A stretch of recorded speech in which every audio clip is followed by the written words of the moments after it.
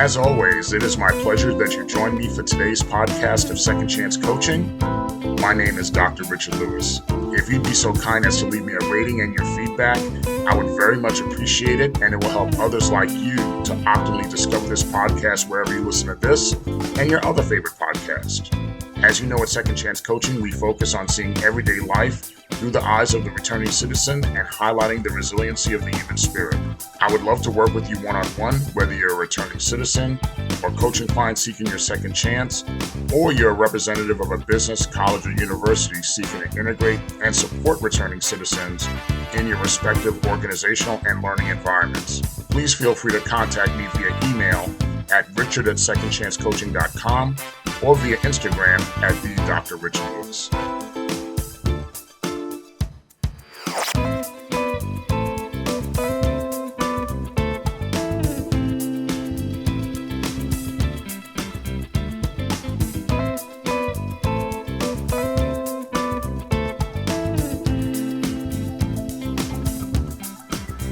Welcome again to another edition of Second Chance Coaching. As always, it is my pleasure to join you on another week of your reentry journey from whichever corner of the world you're listening from. We always remain humbled and excited that you decided to spend a part of your week with us. And I can tell you, as always, the most favorite part of my week is sitting down here with you at Second Chance Coaching. We're still releasing on Wednesday, but we came out a couple of hours late for two good reasons. Number one, you might be able to hear that I'm fighting a little bit of a cold. Not too bad. It's just a couple of little sniffles. And then the main reason why I came up late, which was for a really good reason, is that all of a sudden I saw the phone ring and it was a FaceTime video with my daughter and my granddaughter. And my granddaughter wanted to talk to her pep here and show me all the books she's reading and tell me everything that's going on with her. She's fighting a cold herself, so she had to stay home from school today. So she had all that time to sit and talk to Pepe and show the books that she's reading and all the stuff that she wanted to catch up on me as she learned how to talk. Believe me, as this is my favorite part of the week, she definitely also made my day today. So I was so happy to hear from her. So thank you, Julian and Janelle, for the wonderful FaceTime video phone call this morning. In addition, I want to sit there and shout out our international folks in Brazil and the United Kingdom. Thank you for listening and continuing to be part of our Second Chance family and continue listening and supporting this month. Our top spots in the United States this month so far is our Second Chance family in California, our home state here in Florida, and of course in Georgia. So thank you as well as always for continuing to support and show love to Second Chance Coaching. This past week, in the background, while all of us here in the United States are preparing to transition to a new presidency, the opportunity for me came up to catch up extensively with my old graduate school college roommate. So we had an opportunity to catch up, and it was so good to catch up with him. We had an opportunity to speak about so much. We talked about our families, our children, our siblings. We talked about our late mothers. We laughed, we cried, and we just caught up on each other's lives and was catching up on a lot, so much, and including catching up on places we've traveled around the world. He's definitely traveled to some places that I have to put on my list, including going to Dubai. He's gone twice, and he told me each time was better than the next. So I said, okay, I got to sit there and definitely go to Dubai. But speaking of international travel, my old roommate was a walking, talking advertisement on using global entry. So many of you may know in the United States, if you have global entry, it's a fast pass to get back and go through immigration and customs when you get back into the United States. So certainly if you travel international often, if you're eligible for global entry and you can get it, certainly you should go ahead and do it. I did share with him that, that despite having high security clearance at the airport, I recently received a rejection letter for global entry because of my conviction. I do have TSA pre-check though, because you're able to get that if you haven't had an arrest or conviction for the last 5 years. But many of you who have applied or know about global entry know that global entry is a lot more stricter, a lot more detailed. So despite my record being sealed, despite me having high security clearance at the airport, there's just not going to be any global entry for me. But that's okay. at the end of the day, it's really okay. I travel light. I don't check a bag, and I can check out pretty quickly. And I use apps like Mobile Passport Control to check out rather quickly. So I'm able to sit there and do that. Although it would be nice to have global entry. And because of that conversation, he and I then pivoted to talk about our new president-elect. You know, our president-elect who no matter how you may feel about him, is currently convicted of 34 felony counts. Now, I'm not making excuses for him because I'm certainly not a fan. I did not vote for him, but I didn't like the strategy that a lot of people took it upon themselves to do during the election when they kept labeling him a felon as the basis of disqualifying him as a candidate. Now, if you use that broad stroke of eliminating him as a candidate because he's a felon, then the same way in which you're trying to marginalize him, then you're also marginalizing me, and you're also marginalizing many of your loved ones, many of our loved ones that are in your life and my life that are also returning citizens. So if you look at him and say he's a felon and he's no good, then you're marginalizing me and a lot of the people that you love who are trying to build their lives back together. And your disdain for the president-elect because of his felony convictions, if you're consistent, being consistent will put me and your loved ones with felony convictions under the same umbrella of disdain. So, once again, let me say, I'm not a fan of the president-elect. I didn't vote for him. His racism, his misogyny, his foul language, and he simply does not represent the best of us as a nation. Those things alone is what is disqualifiable to me as a candidate, which is why he didn't get my vote. Now, I'm saddened that roughly 60% of our country voted for this man who clearly doesn't represent the best of us. But he's the president. He's going to be the president. This is what we're going to have to live with. But my old roommate and I said, look, it's funny that I have one felony conviction, even though it's sealed. I can't get global entry, but he could be elected to be the leader of the free world.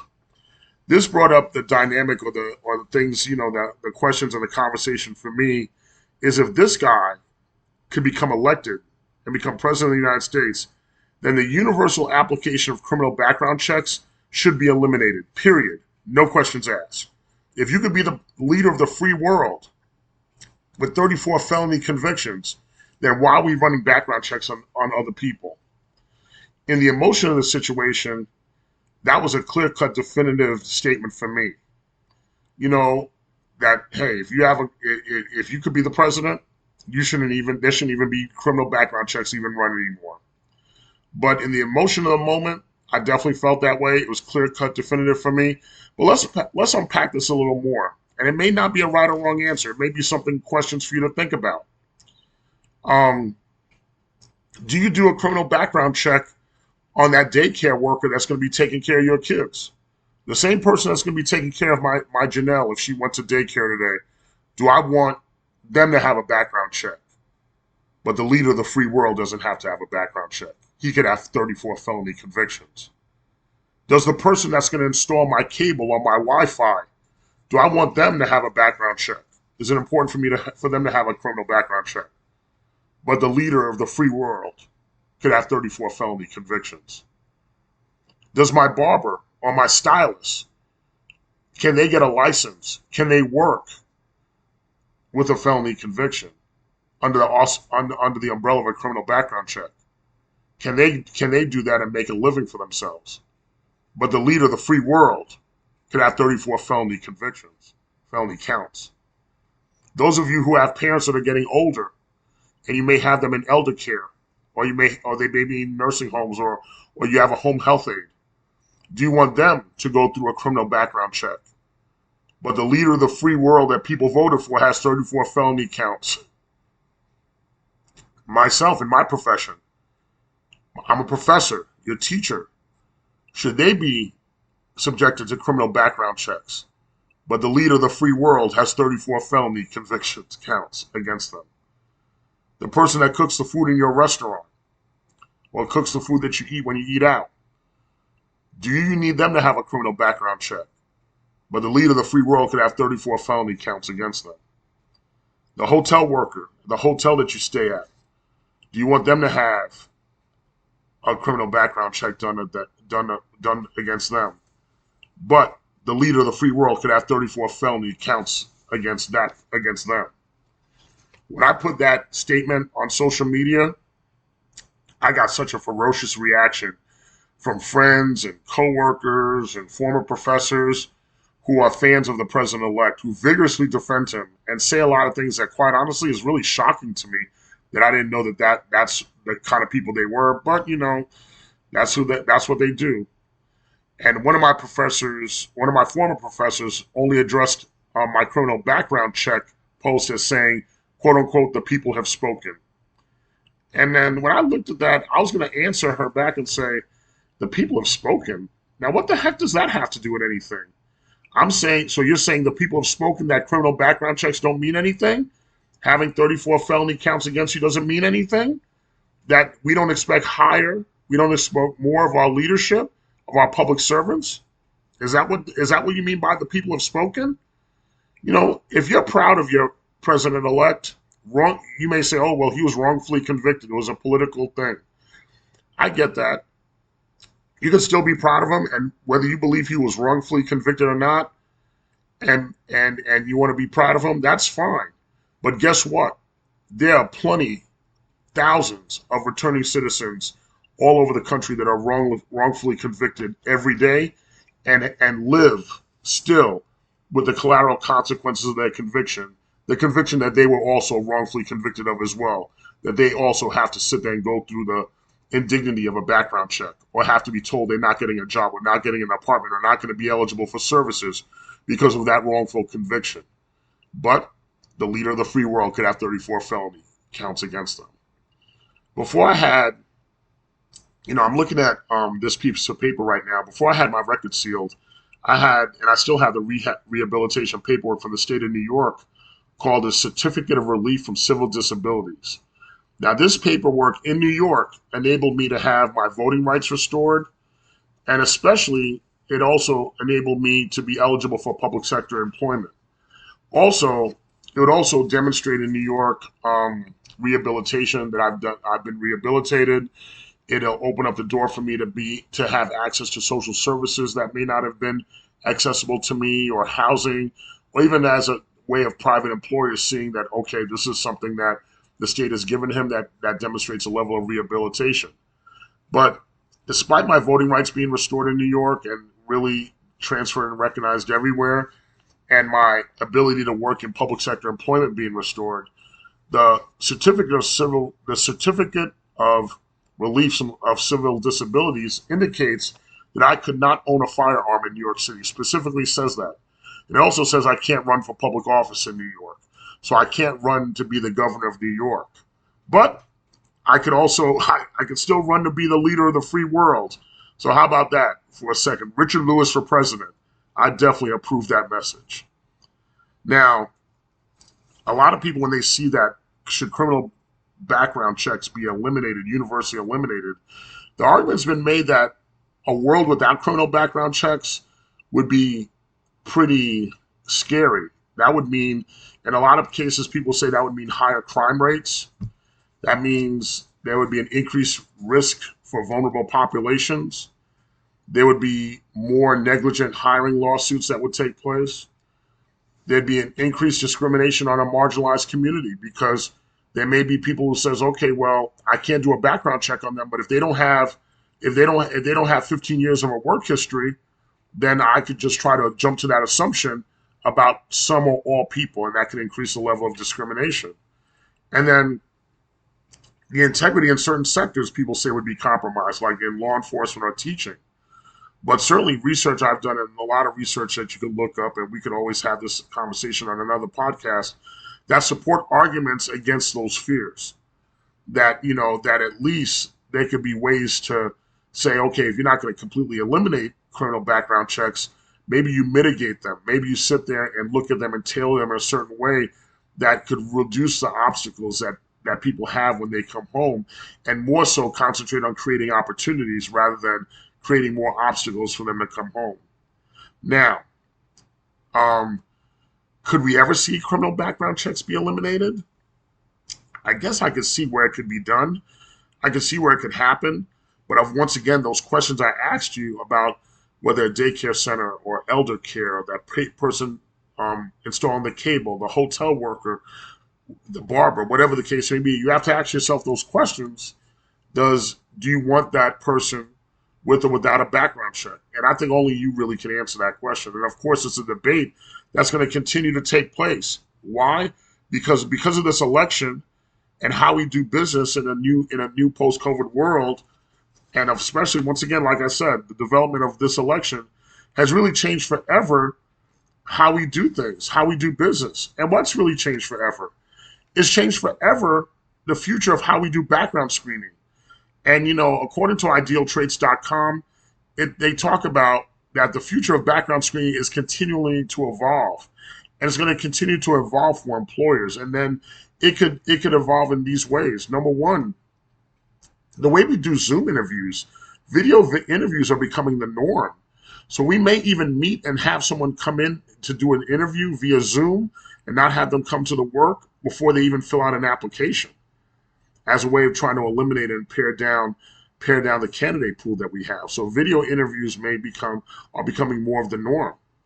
Number two, artificial intelligence in recruiting is generating a lot of innovation and certainly a lot of controversy. The way we do our resumes and put keywords in our resumes in order to attract, artificial intelligence bots that are doing the work of human resources screeners to get the best candidate in front of us. So the way we construct our resumes is going to be very different, and artificial intelligence is going to continue to evolve as to how we screen or how we have technology screen for us as it pertains to potential candidates. Number three, the scrutiny of discrimination in hiring will continue to increase. With the increase in sealing and expungement and second chance laws, and when you could do an interview and when you should do a background check, that scrutiny is going to continue to take place, which is good, that puts people in the position to give people opportunities and have their skills come to the forefront before the background check takes place. Another thing that I even shared this with my human resources class last night, drug testing, if you drug test for a job, drug testing is not as simple as it is anymore, especially with the advent of medical marijuana being legalized, and in a lot of places and states, recreational marijuana is now on the ballot, and in a lot of places, recreational marijuana is being legalized. So drug testing is not as cut and dry as it used to be anymore. Background check policies and background check dynamics are becoming more universal between companies and recruiters. So the recruiters may do the background checks or may do a lot of the screening of the employee. So by the time they get to the company feels like, you know what, the recruiting company or the recruiter did a lot of the screening for me. So there's stuff I don't really have to do. Also, too, just the smartest human resources persons are going to stay ahead of the curve on background checks and the laws and their eligible hire pool. Because at the end of the day, whether you're talking about hiring returning citizens or not, recruiters, as I've told this to my human resources classes all the time, recruiters and human resources professionals do not generate income for a company, but they have to demonstrate value. And one of the ways they demonstrate value is getting the best employees to come to work for them. And if you have the best employees, that's going to make a difference, whether you're doing the background check or not. I'm quite sure over the next few years, this is going to be a major topic and topic that people will bring up. And I know people are already bringing that up in the criminal justice space. Should we have background checks if the highest office in the land has felony convictions and they could still serve? That's something to think about. We really have to think about that, and we can't avoid it, whether you're a fan of his or not. I want to always thank you for taking the time to spend time with me on this, my favorite part of the week, hopefully becoming your favorite part of the week. Thank you for continuing to spread Second Chance Coaching to your friends, family, and loved ones here and abroad. I always appreciate your time, always appreciate your love, and I always appreciate your feedback. Thank you again for joining us, and I look forward to spending time with you again next week.